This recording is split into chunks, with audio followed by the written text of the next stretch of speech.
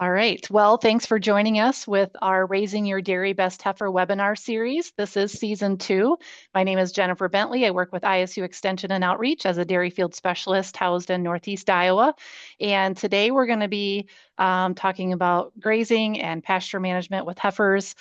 So Larry, if you wouldn't mind advancing the slide here, we'll kind of give an update on where we're at. So today is the second to the last webinar of our series. So just as a reminder, next week we're going to take Thanksgiving week off, and then we're going to come back on December 3rd and finish up talking about heifer mastitis. So hopefully you can join us then. If not, these are being recorded and put out on our YouTube channel and our website. So if you don't get a chance to view it now, go ahead and find that link, and we'll send that out as well. Also, just as a reminder, I will put an evaluation link in the chat towards the end of the webinar. So if you wouldn't mind clicking on that before you log off here today, that's very helpful in our programming here. As well as if you have any questions, go ahead and put those in the chat. We can either answer them as we go through it, or we can answer them at the end if we want to take them all at the end. So happy to have my colleague, Dr. Larry Tranel, on the webinar here today. He serves as a dairy field specialist with Iowa State University Extension and Outreach for the past 26 years. And previous to that, he was working with University of Wisconsin Extension for about 10 years. He specializes in financial analysis, dairy facilities, milking and grazing systems, heifer rearing, organic and grass-fed dairying, among other topics. So we welcome Larry onto our webinar here as he talks about pasture-raised potential grazing dairy heifers for performance and profit. So with that, Larry, go ahead. All right, appreciate Jen. So yeah, I always like being out there with the heifers on the pasture as well. So it's kind of a forte of mine, I guess. So today we're going to try to take a look at just some objectives of just understanding some of the goals of raising heifers, but also costs with it and how we can reach those goals and try to optimize costs, because we know just trying to reduce costs is not always a good thing. I will share some budgets and maybe even some custom grazing opportunities for people that might want to custom graze heifers for people, some practices how to graze, and just maybe drive home the importance of why we want to try to graze our dairy heifers. So when we take a look at expenses on the dairy farm, I always like to show this slide that it's feed, labor, and replacements, and labor and the feed goes into the replacements. So how they split this sometimes, but we know that those are kind of the big expenses of trying to work a dairy farm. So how do we try to reduce our replacement costs or optimize those costs? And first of all, I would tend to say, we only try to raise as many as you need, but we want to make sure we also don't run short. And with the cost of raising them nowadays versus what we're doing with dairy beef, there's just kind of a lot of decisions for farmers, producers to actually make about how many they're really going to try to raise, reducing that age at weaning. And so one of the things that you always like to say is, how do you double that birth rate by, 50 to 56 days? And so I encourage people to actually have a little scale there to actually weigh those baby heifers, and every 5 or 10 heifers kind of gets weighed to see if we're kind of working on that, because we realize that there's some cells that are happening in the udder and also within the heifer itself, that if they don't get developed in those first 45 to 50 days of life, they're not going to get developed. And so it actually has a milk production implication longer term with the heifers as well. And how do we increase that growth rate? And it really depends on the stage of the heifer and just the age that they have. And just, yeah, we definitely want some very high growth rates early on. Later on, those big growth rates might not be the best thing. People always talk about getting these things calved in at 22 months. I'm not a big proponent of quite that thing. When we take a look at 23 months, yeah, I think that's our target. But to try to get them especially the bigger breeds, to try to get them in less than 23 months on average, I think that's actually probably might be pushing the pan, or I shouldn't even say that, but the Peter Pan problem. So how do you reduce that age? Kind of goes through there, because we realize, and the Peter Pan problem is that these heifers sometimes don't get a chance to grow up. And so if these heifers get into that milking string and then they're not 85% of the mature body weight of those cows at that time, they're never going to make that extra percentage up. And so we definitely want to make sure that they're big enough before we breed them, and that they're big enough as they come in to calve the first time. And then, like I always say, to utilize more economical feed sources, and pasture is always the big one that I tend to look at, that I think we as an industry, we're probably missing an economic opportunity. just because we aren't grazing heifers quite as much as what I think we should be. So a couple other things I'd like to add in. When we take a look at knowing your targets, we need to realize sometimes that the feed cost per pound of gain sometimes is only about half in that weaning, post-weaning period compared to 600 days out. Okay, and it's only about two-thirds. That feed cost per pound of gain is only about two-thirds as it is at 300 days as it is about 600 days. And so we definitely want to make sure that these are growing extremely fast early on in life, but as they start getting bred, we want to actually kind of slow that growth down and make sure that maturity gets there as well. So the increase in the average daily gain during that post-weaning, we know that research will show that it's increased milk production in the future. We also realize that there's more research being done on these group calves, and they will consume more solid feed than individually housed calves with that. And I think another thing is just people always want to get that forage and forage into them or whatever. The research will show that excess of forage greater than 5% in that post-weaning period will limit intake of starter and just overall growth, even if it's chopped. And so we want to make sure that, yeah, we can start providing them with some forage, with some hay, but we don't want to make sure it's too much. And we definitely don't want to free choice that as well.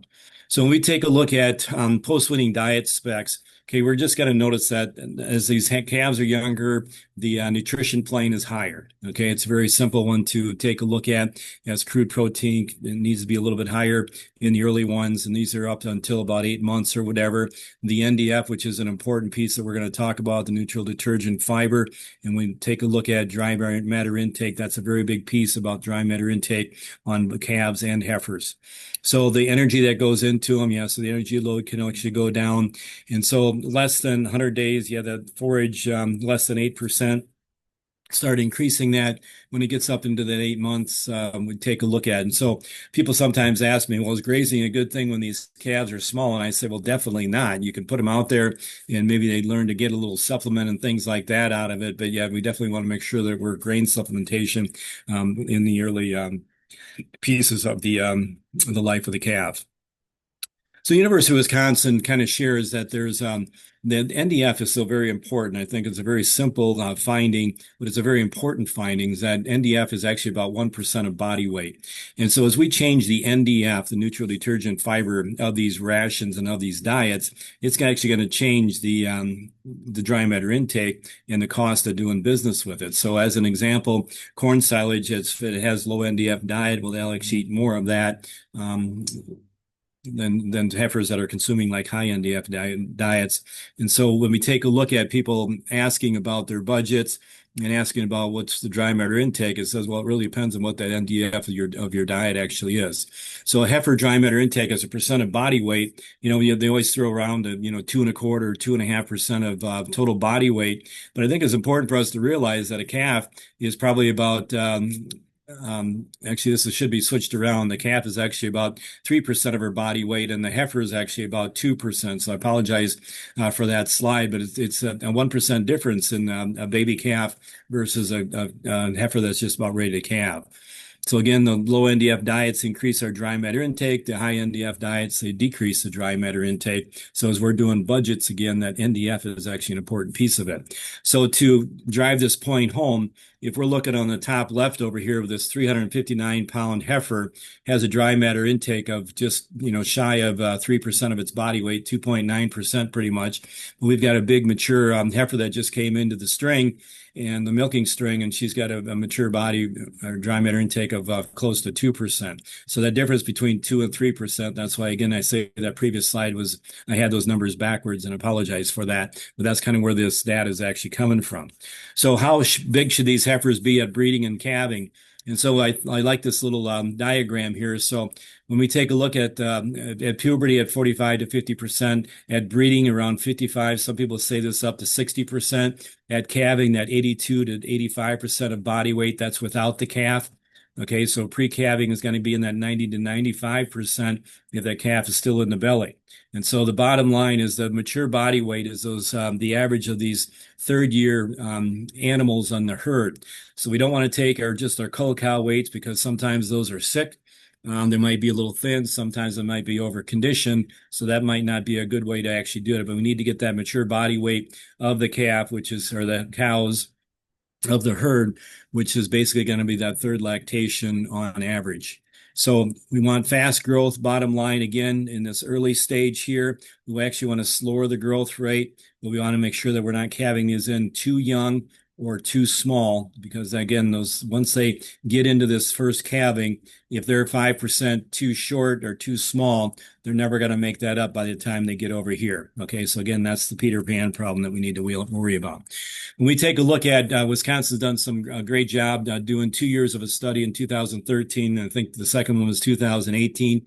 So I just went back into my data and looked at where those costs were, and they're actually about the same place. We're about $2.09 now for the small ones, and we're taking a look at close to $4 for the big ones, just about ready to calve. When we take a look at those pre-weaning costs, we always need to make sure that we know that those get into that $5 to $6 and maybe even more, $6 to $7 nowadays, just because of labor costs that have gotten into that in that pre-weaning phase. And so that's kind of the cost phase of what it takes to raise a heifer. So with that Wisconsin data, what I try to do every year is actually try to update the slide cost. And so basically, when we take a look at every 100 pounds of weight, and depending if that weight is smaller or, as a younger one or as a bigger one. So it is correct the way it's stated here. Okay, so about 2.5 maybe percent change for every 100 pounds might be an easy way to try to do it if you're just going to use one. But I like to try to make a slide rule. So the middle is about 700 pounds here at $2.73 here in 2025. And so there's about a 15-cent slide going up and down. Okay, so you got both the feed and also some of the other costs. And one thing I'll notice is back in 2013, that feed cost was only around an extra dollar per hundredweight for the most part. Okay, so you can see that inflation is actually taking a look at whether it be building costs or repair costs or labor costs and things like that. And the raising those heifers, it's actually kind of increased a little bit. So this is definitely not a perfect one, but I always like to kind of try to keep this 700 pounds right now at 273, 275 in mind, and then I just use that slide rule when if I'm on the phone with a producer about what the total cost is. But bottom line, $2,400 to raise a heifer is kind of right in the ballpark now, give or take $200 either way, depending on the management of a dairy producer. So will grazing help us reach these goals? Again, so double the birth weight, it really doesn't have much to do with that. Calving at 22 to 23 months, with that average daily gain, it's not going to really significantly increase it one way or another, but it's still going to allow us to attain our goals with it. So we know that heifers are actually going to be healthier. Excuse me, as we graze them versus these heifers that are raised in confinement. So research will show about a 60% increase in or a 60% decrease in a lot of the health injuries or issues that we might have with grazing heifers. We do know that they're going to be better producers in first lactation if they're grazed versus raised in confinement. And we know that we can lower our cost 12 to 20%. And I've seen it actually start getting into that 25 and 30% for people that really know what they're doing. And they're not just bred heifers, but these are pre-bred heifers that are doing a good job being grazed with that as well. So if we can imagine a forage base for dairy heifers, that's actually 100% of a forage base over here. And we can already imagine if we've got feeder steers, finishing steers in this 100% grain type thing here. So if we can take a look at a pre-weaned calf is basically going to be on 100% starter.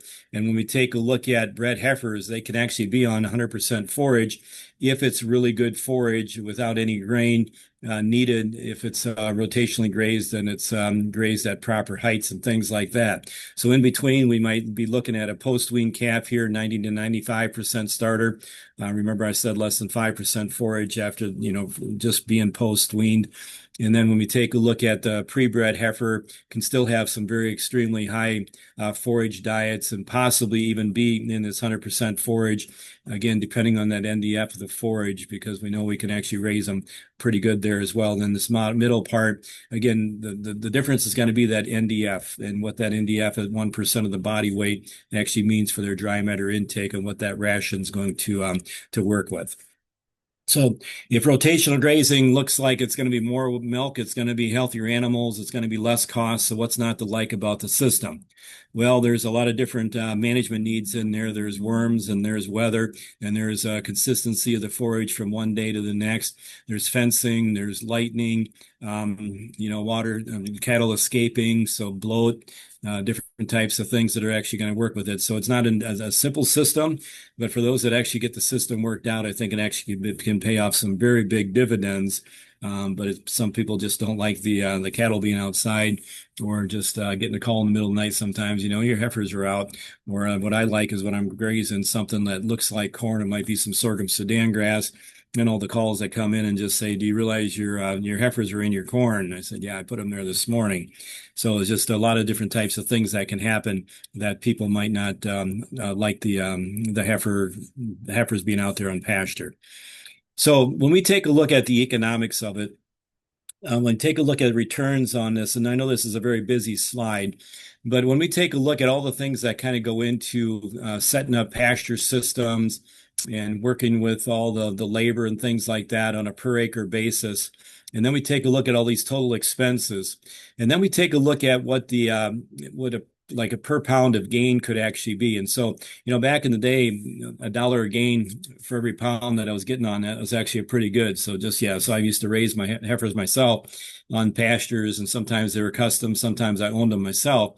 But if that dollar or that pound was worth $1, I mean, I still made some pretty good money, and probably more money than if I would have rented the farm out or rented it out for corn, beans, or whatever. So now on the bottom here, I actually put it, if it's $2 per pound of gain. But what we need to start thinking about is that we start having some heifer economics here now, where it's a stock or steers or something like that. So it doesn't have to be dairy heifers that are starting to get to be worth, $2.50 to $3 per pound of gain above the cost. Okay, so then it really makes it a lot more lucrative than trying to do corn or soybeans or whatever some of the alternatives might want to be. So again, I want people to start thinking of dollars per pound of gain and profit per pound of gain, because we can put a lot of gain on these. So I don't have much of a problem getting 1.67, even up to 1.8 pounds of gain per head per day. And so what is that actually worth to me? It's actually worth quite a bit, as you can see on the bottom line. And even nowadays, is just, return to labor and land at $2 a pound to gain into that $945 an acre. So heifer feed costs in 2025, I just want to show this slide quickly. So how do I go back and actually readjust that? And I'll actually use this kind of a thought process of what the corn price might be, what the hay price is, to try to adjust those prices from the Wisconsin study back in the day. So about eight cents per pound for feed. And some people that are producing their own, you might get this down to 6.5 to 7%. I know some people that are putting it at 9 cents per pound of feed. So again, that gets into that $1.77 per pound of per head per day cost just for the feed. So we want to make sure that we're looking at the correct percent of dry matter intake as a percent of body weight. So again, that might be in that 2.25%. So I'm talking, look at red heifers here, probably. Yeah, so 850 pounds here. So 15% wastage shrink. That's something we need to make sure we take into account as well.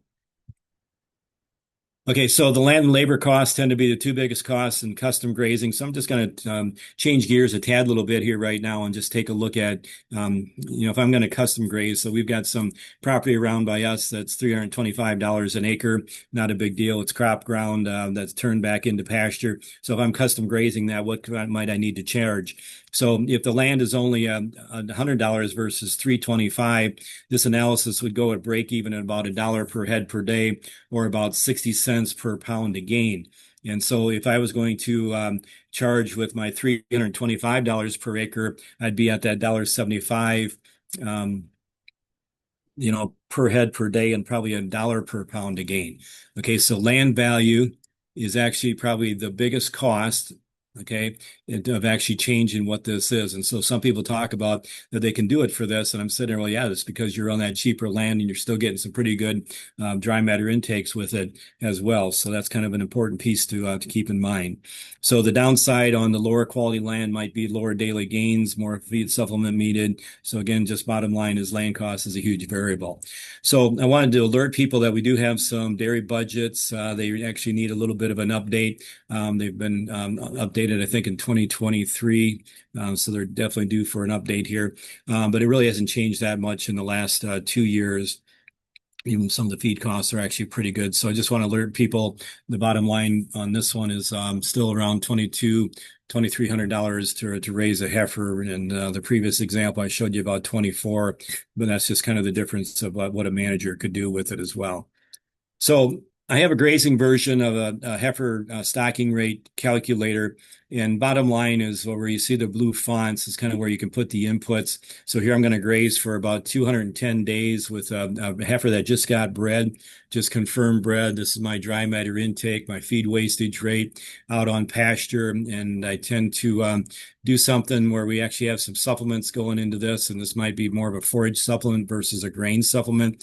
Because if I run this 70 acres or 75 acres that I might be looking at this operation that I set this one up for, what do we need? So how many heifers can we actually run on that? So bottom line is usually you can run about 1.5 up to really good quality land, maybe 1.8 bred heifers per acre. So I think that's the important piece to run. But there's definitely calculators out here that we can kind of use to make this work. So health benefits of grazing. So I kind of showed that there's a pretty good size uptick in health benefits with it. So when you take a look at continuously grazed versus rotationally grazed, okay, there's not that big of a difference between rotationally grazed. The important piece is that these are out on pasture versus feedlot raised. Okay, you can see a big difference in the Minnesota study on this one. So when you take a look at this one from Cornell, the grazed versus confinement, about a 50% difference there. And here there wasn't hardly anything that had health issues. And the calving ease is actually a bit better on the grazed heifers, and so just endocrine type stuff, just the health benefits that it has for them. So are there production benefits? Here we're going to pull off the Wisconsin research, and bottom line here is close to 2,000 pounds of milk better first lactation for pasture-raised heifers versus confinement raised. So I think that kind of just speaks for itself, and quite a few cows that were actually in that group with it as well. So reducing your costs of feeding heifers by grazing. So here, again, this is a Cornell study, but bottom line is when you take a look at confinement on these smaller ones, and again, I'm not a big proponent of actually grazing heifers back in this order, but when you start getting them out there at 500 to 600 pounds is, probably the earliest I'd like to really see them get out there, because we definitely want to take advantage of a lot of this very accelerated growth early on in the calf's life. But the bottom line is when we have the difference between management intensive grazing versus confinement, you can see what the differences are even at these at all these different stages in over 150 day grazing period. But some of us are actually in places where we can actually graze for 200 days, 220 days. I mean, I've already had some years where I've got 300 days worth of grazing out there.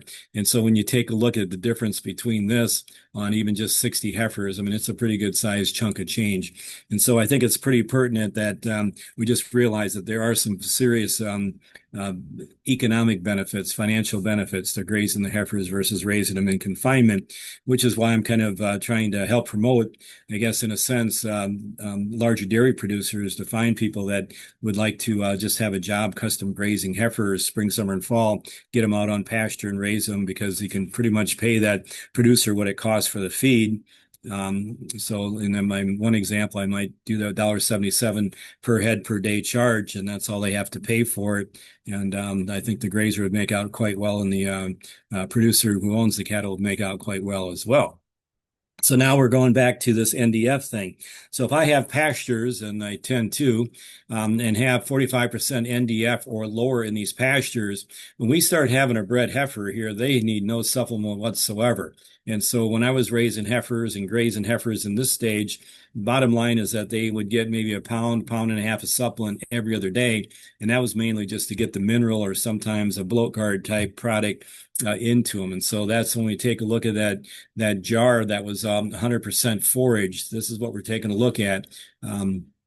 With it. So, but if we have lower quality pastures, they're overgrown or whatever, yeah, you're going to need the energy and the supplement to actually get them into it as well. So we got to make sure that the pastures aren't limiting both intake and quality of the diet. So genomic testing, I think it's important for us to do that. So whether that's a grazing topic or a not grazing topic, but it shows in this research that these were actually grazing cows. And so those that were genetic tested, when you take a look at, we can kind of figure out what are going to be some good grazing cows and not so many, and whether they're grazing or not, just good cows versus not so good cows by doing the genomic test. So some of the goals, I think, to optimize the dry matter intake on these pastures. So on the bottom side, you kind of see that graph. We show that graph a lot because different season grasses, whether it be cool season grasses versus warm season grasses, versus like your Sudan grass, which might be more considered the warm season type grass, and where legumes fit into the picture, where you might have in this picture over here, might have some reed canary grass that doesn't act like a cool season grass because it actually has a graft kind of like this, where it doesn't lose that summer slump near as much as cool season grasses. But then in the fall, you don't get quite as much production on it either. So they all kind of act a little bit different, but it's important for us to try to maintain that quality, maintain the quantity as well as we get through there. And so bottom line with this is that, yeah, if we can put 40% legume into these pastures, you're going to fix your nitrogen. And so there's going to be a lot of environmental benefits with that as well. And just when you take a look at runoff of both erosion and maybe phosphorus and things like that, it's going to be a lot less than a grazing system. That's going to be any kind of grain producing type system. So fencing, I like to show this one because, yeah, we can get some pretty tall heifers. It's actually a steer, the one in front, so it's kind of a little bit misleading. But basically, it's a very simple polywire type fence, pigtail post, as you see in here. I like long, narrow paddocks, so they're only about 150 feet long, so I kind of know the measurements of my paddocks because that's kind of the way they're sized. The outside here is only a single strand high tensile wire that can definitely keep these heifers in. Sometimes if the power goes down or it's low or it gets grounded a little bit, yeah, you got some issues with cattle getting out. Polywire in the reel here. So this is kind of like grazing before and grazing after. So to me, it almost looks like I just came through here with a hay bind to actually kind of graze or cut this field, but it's actually grazed. And it's pretty important for us to worry about is that you can still see there's about 4 inches worth of residue on here because that's what's going to help this plant photosynthesize. And I don't take that growing point off the plant. So it's going to regrow pretty darn fast. And then they're going to go in here. So this is kind of like my TMR mixer right here. It's a pretty cheap one. So usually about a 2 to 3 minute job to actually move a fence. So that's kind of my TMR mixer or whatever. So the back fence is also, so now that they're back into this one, now this is my kind of my manure spreader. So now they're going to be spreading their manure in here. Goal is to try to get a manure patty about every square yard with that and to work with. And so when we take a look at some kind of important just how we try to manage these pastures. So the grass and forage mixtures, again, 30 to 40% grass. When we take a look at the yields, is that my pastures tend to seem like they get better over time. This is actually a Cura clover reed canary grass type mixture that is as good as alfalfa, faster growing in the field. And just when we take a look at the wheel traffic and we take a look at the hoof traffic and things like that, you need plants that are going to stand up. And the more you overgraze, the more you're going to hurt those plants and things like that as well. So I like to do longer lived stands that I plant them once and they're going to be. So I've got some stands that are, over 30 years old. That my son just continues to say, well, they continue to get better. So that's kind of what I want with it. So what do pastures need to do to optimize the production? So basically, we need to keep them vegetative. Okay, so I like to work about 8 to 14 inches for higher yield and quality. So it takes a few days and maybe sometimes a week for the plant to get that first 3 to 4 inches kind of out of the ground. Then it begins to photosynthesize. And after it gets around 14, 16 inches, it's going to start thinking about reproduction. Okay, so we don't want it in that real lush stage, really small, and we don't want it overgrowing. So we kind of want it in that very vegetative state, very fast growing, using a lot of the photosynthesis that we can work with to get the higher yields and quality as well. So the second thing is we want to make sure we graze this quickly. So we're talking 1 to 3 days. After 3 days, this plant's going to start regrowing. If these cows or heifers are allowed to come back and try to regraze that, it's really going to stunt that growth, and it's going to take that growing point off as well. And so we want to make sure that we don't stunt the growth and take the growing points off. So we want to make sure we get these cattle out there onto the next one. And then the third big point is the rest after grazing. And so that might be 14 to 45 days. It might be 60 days in September or late August. Okay. So when it gets hot in the summer, starts getting dry and pastures aren't growing, the worst thing you can do is get ahead of your grazing. You need to maybe supplement them with some hay or something like that. But once you start getting ahead of their grazing and they start overgrazing, especially in August and early September, that's when all these weed seeds and thistle seeds are trying to take root. And if we're overgrazing our pastures at that time, you really give a nice opportunity for those things that you don't want in your pasture to come up. And the ones that you do, you overgrazed and you stunted their growth and you came back and regrazed it. And so you're going to really weaken the stand of the stuff that you do want. So we really need to use some good management, but those are probably the biggest three things I think we want to take a look at. So what species are best? I can live with any of them. I'm not a big fan of orchard grass, but other people love it. So if you're going to work with orchard grass, just make sure it's rust resistant, late maturing type varieties, because it's probably going to be in some kind of a mix. So the thing I'll say is that I really don't get caught up in the species of the grass, but I do get caught up in the variety. Okay, so some of these varieties, let's again pick on orchard grass, on quality palatability, on a scale of 1 to 5, you can actually have some ones and you can have some orchard grasses that are actually 4, 4.5 in palatability rankings. Okay, so again, it's not the variety that we want, the species that we want to worry about. It's the variety within that species, because there's a lot of variability within those varieties within that species, if that makes sense. Okay, so we always want to go after the species, not the variety, not the species. So stockpiling, so this is some stockpiled reed canary grass in here. And so what we try to do here is we cut it in early August or grazing, and then we don't touch it again. And so it actually grows into the late fall and even the winter. And sometimes you can actually come back out, even if this thing has a lot of snow on in January, and you can actually say that this really doesn't lose much quality whatsoever. By the time April and May roll around, it will.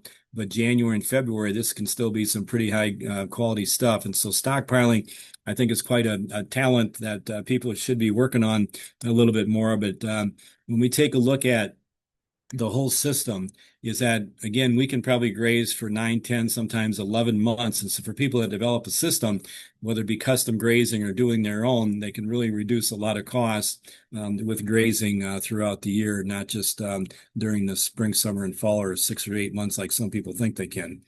So I'm just going to show a few quick pictures here, just the lane development. Okay, so sometimes we'll actually concrete these lanes out. So there's actually concrete under some of this dirt here. Here you can actually see the water lines running through. This is actually a very simple setup with actually some steel stakes versus wooden posts for those that might not have much machinery, like I didn't back in the day. And basically, you can set these systems up. But you definitely want to get some lanes going out there to get these animals so they can get anywhere on the farm without going through a lot of mud. Okay, so you can see I can take them out to here. Now they're starting in this paddock, and we'll break these paddocks down with both a front fence and a back fence, because I have the water out on the pastures. So where every other fence line actually has a line going out to it. And then we'll just kind of hopscotch these heifers back in there. So there's not a lot of need for these heifers to come back to the buildings all the time, because that lane is kind of a raceway that allows us to just let the heifers out there in spring, summer, and fall. So even in the heat of the summer, they will tend to stay out there. So what are the lanes made of? I get this question out quite a bit. So we usually try to dig these out about 8 inches and put about 4 inches of road gravel underneath and 4 inches of limestone. But the most important part is actually the tarp here. So this is basically just road fabric that people use. And so what I usually do is I buy a 15-foot width of this stuff, and I take a chainsaw and cut it in half. So I get 7.5 feet of this. I make my lanes about 10 feet. So there's about 1.5 feet on each side that is not going to get covered with this fabric, but the cows tend not to work there or walk there either. And so even on this lane right here, which doesn't look like there's much slope compared to many people's farms, I will still put a water bar in here, and this water bar might be a dirt water bar, but I'll tend to use maybe like a treated 2x6 that sticks about 2 inches off the ground, about a 33% angle on there, so that all the water that comes onto this lane is going to hit that water bar and try to hit down here. So about every maybe say a couple 100 feet, I'll put a water bar into something like that. So that's kind of how we would try to work the lane system. Okay, some people might concrete out maybe even just like say 24 inches out there, and they kind of create that as their lane or something like that. So I talked quite a bit, I guess, when we take a look at just some of the take-home points that I want to try to work with. Just that whole concept of, trying to know what your budgets are, know what that NDF of that your forages are, to realize when you take a look at raising only your best heifers, genomic testing, I think, is pretty good. Doubling that birth weight strives to breed. And so that calving at 22, 23 months or 23, 24 months, I think 23 months is kind of the target. So you're going to have a few that might target or calve in early, a few that might target or calve in late.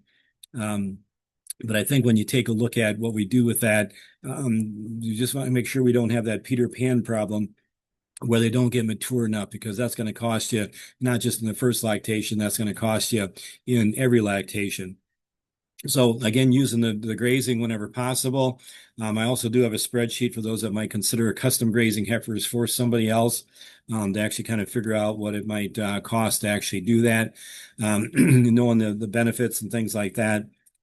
But again, I think as you do any of this, we need to know those dry matter intakes. And again, that varies from that 2 to 3% that we talked about at the beginning of this as well. So I think we'll kind of leave it at that. Anybody have any comments or questions, or we can just kind of open it up for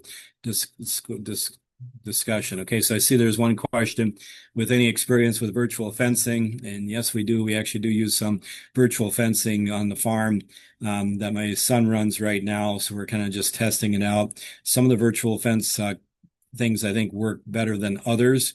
Some are connected to cell phones, some are connected to some towers and things like that. But it is kind of neat the way I can sit there, instead of me having to run out on my four-wheeler to move the cattle, my son will actually just get on his phone and actually move his cattle. So he'll chide me about that a little bit, that it's a lot easier for him to do it than it is for me. And he can actually kind of draw those lines. And so if there's a watering system, he can make sure that the watering system is still part of that. So when he creates a new paddock, some days you might want to just do a quick graze, on a place that's kind of way back wherever, so you can actually get the cattle back over there, let them graze, and then come back so they make sure they have water. So the watering systems. So the question on the watering systems, I think some people don't like to have the water out there, and they like to run the heifers back to the buildings and grain them every day. It's not a system that I tended to like quite very well. So I like to leave them out there and just keep moving them and actually just move that watering system. So for me, all the watering system is just basically a 50-foot or 50-gallon barrel that's cut in half, and it's got a full flow valve on it. And I might just go back. I was thinking I had a picture of it at some point in time, but I guess I don't have those pictures in there. So that's a good reminder, Fred. I'll have to put those pictures into the PowerPoint next time I do this one.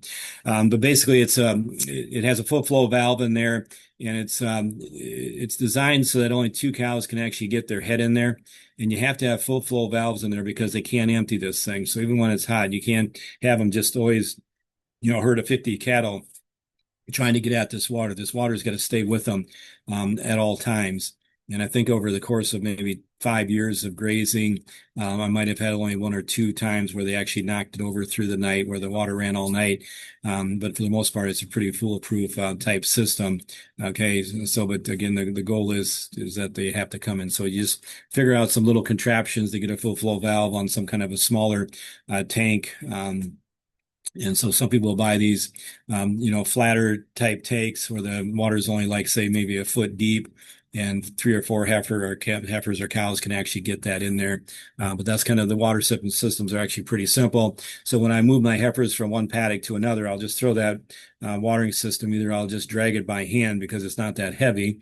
And usually it has about a 75 or 100-foot hose on it as well. So I can move it within the paddock and move it between the paddocks by just unhooking the hose.